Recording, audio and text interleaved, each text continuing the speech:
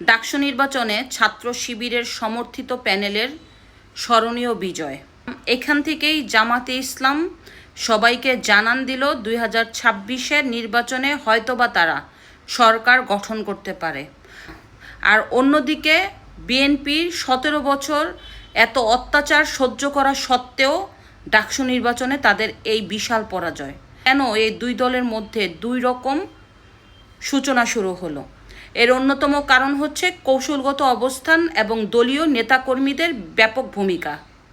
দেখেন 2024-এর গণ অভ্যুত্থানের পরে বিএনপির নেতাকর্মীরা তারা তাদের দলের কথা চিন্তা না করে নিজেদের স্বার্থে পুরো বাংলাদেশব্যাপী দখল বাণিজ্য, চাঁদাবাজি, সন্ত্রাসী কর্মকাণ্ডে আস্তে আস্তে জড়িয়ে পড়ে।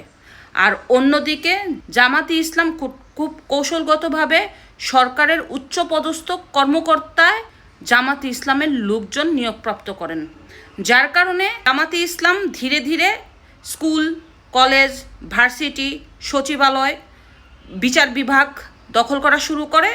অন্যদিকে বিএনপি এত কঠোর অবস্থানে থাকা সত্ত্বেও কোনো অবস্থাতেই বিএনপির নেতাকর্মীদের টেম্পু স্টেশন দখল করা, বাস স্টেশন দখল করা, লঞ্চ স্টেশন দখল করা, ফুটপাত থেকে চাঁদাবাজি করা, মাছের বাজার থেকে চাঁদাবাজি করা, দখলদারিত্ব করা, চাঁদা না দিলে মানুষকে অত্যাচার করা, এগুলি বন্ধ করতে পারেনি। 2024-এর গণ অভ্যুত্থানের পরে বিএনপির নেতাকর্মীদের কোনো অবস্থাতেই থামানো যাচ্ছে না।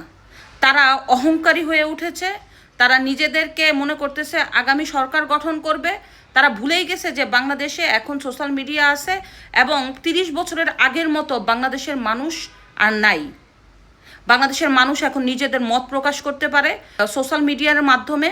বাংলাদেশের মানুষ এখন প্রতিবাদী কণ্ঠ হিসাবে নিজেদেরকে তৈরি করতে পারে সোশ্যাল মিডিয়ার মাধ্যমে।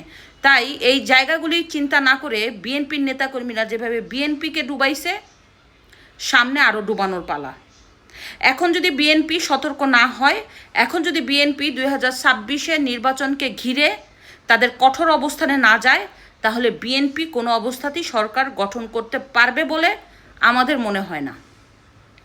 বিএনপির উপরে মানুষের প্রত্যাশা দিন দিন কমে যাচ্ছে। কিন্তু সব দলই কিন্তু চাঁদাবাজি করছে, সব দলই কিন্তু দখলদারিত্ব করছে, সব দলই কিন্তু সন্ত্রাসী কর্মকাণ্ডে লিপ্ত। কিন্তু একটা স্বার্থন্বেষী মহল খুব কৌশলগতভাবে বিএনপিকে ধ্বংস করার জন্য এবং বিএনপির বিরুদ্ধে কিছু অপপ্রচার চালাচ্ছে, যাতে বিএনপি সামনে ক্ষমতায় না আসতে পারে। আর এই স্বার্থন্বেষী মহলটাকে কে পালছে, কারা পালছে, কাদের এজেন্ডা বাস্তবায়ন করার জন্য ওরা বিএনপির বিরুদ্ধে, এবং বিএনপির বিরুদ্ধে আমি বলবো না, মুক্তিযুদ্ধের বিরুদ্ধে এবং উঠে পড়ে